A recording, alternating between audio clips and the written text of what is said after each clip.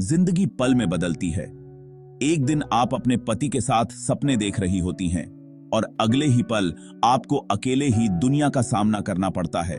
3 छोटे हाथ ताकत के लिए आपको ही थामे रहते हैं। शांति की भी यही कहानी थी। जिंदगी ने उन पर कहर बरपाया था। 30 साल की उम्र में ही उन्हें विधवा बना दिया था। सारी दुनिया का बोझ, उनकी दुनिया का बोझ उनके नाजुक कंधों पर आ गया था। डर उन्हें घेरने लगा था, लेकिन तभी उन्होंने अपने बच्चों की आंखों में देखा। उनकी मासूमियत, उनका उन पर निर्भर होना, उनके अंदर एक नई आग जगा गया। उन्होंने फैसला कर लिया कि ये अंत नहीं है, ये तो बस एक नई शुरुआत है। शांति की दुनिया उनके बच्चों के इर्द गिर्द घूमती थी।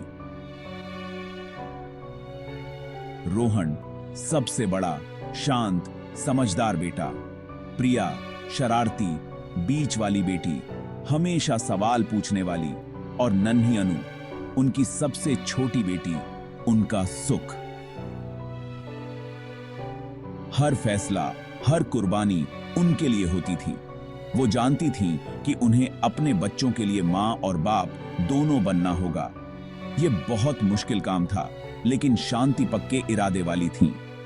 अपने बच्चों के लिए उनका प्यार एक किले की तरह था, जो उन्हें उस तूफान से बचाता था जिसने उनकी जिंदगी को घेर लिया था।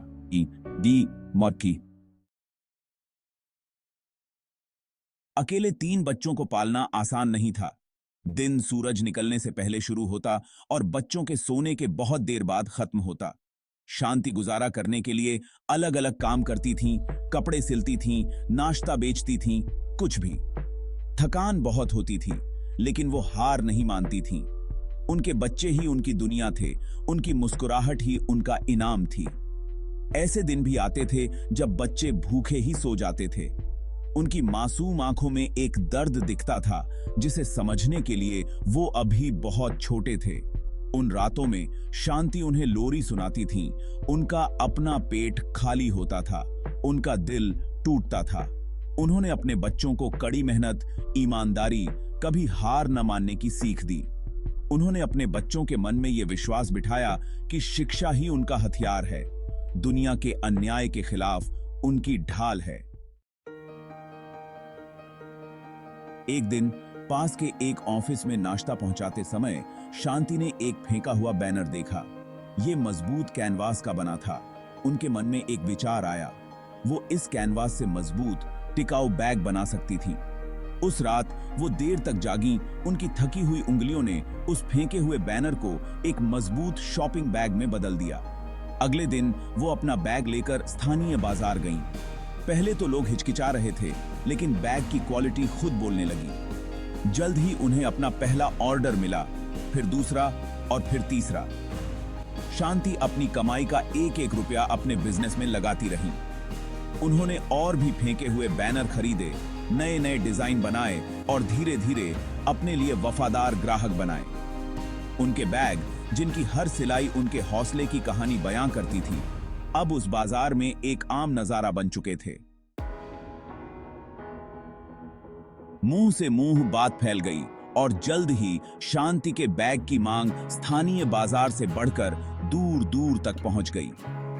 पड़ोसी शहरों के दुकानदार ऑर्डर देने लगे। वो अब बड़े सपने देखने लगी थी।